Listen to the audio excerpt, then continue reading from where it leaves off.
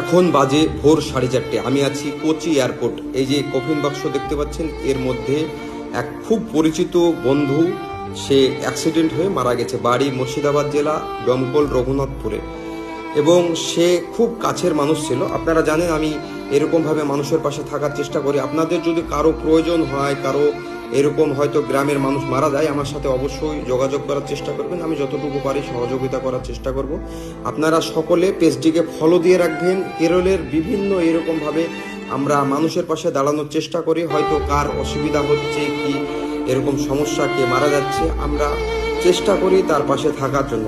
আপনি সব কিছু জানতে এবং হয়তো এর আপডেট পেতে আপনারা এই পেজটিকে ফলো দিয়ে রাখবেন এবং আপনারা বুঝতে পারবেন আমরা চেষ্টা করি মানুষের পাশে থাকার চেষ্টা করি। তবে এখন ভোটের বাসের জন্য আমি অনেকটাই ব্যস্ত। তারপরে শুনলাম আমার এক বন্ধু এরকমভাবে ইন্তেকাল করেছে। আমি তৎক্ষণাৎ শোনা মাত্রই তাদের কাছে চলে গিয়েছিলাম এবং শত ব্যস্ততার মধ্যেও তাদেরকে সময় দিয়ে আলহামদুলিল্লাহ এই কাজটি কমপ্লিট করার চেষ্টা করলাম। হয়তো কালকে পৌঁছাবে। এখন ভোররাত্রি 4:30 বাজে। কালকে সন্ধ্যার পরে এদের বাড়িতে এই বডি পৌঁছাবে। আপনারা ভাইটির জন্য দোয়া করবেন। ভাইটির দুটো বাচ্চা, একটা 7 বছর বয়স, একটা 5 বছর বয়স। খুব অল্প বয়সে মারা গেল। সে 37 বছর বয়সে ইন্তেকাল করলো। ভাইটির জন্য সকলে দোয়া করবেন এবং কেরলে যারা কাজ করছেন আছেন তাদেরকে একটা কথা বলতে চাই, আপনারা একটু সচেতনমূলক সাবধানতার সাথে কাজ করবেন সকলে।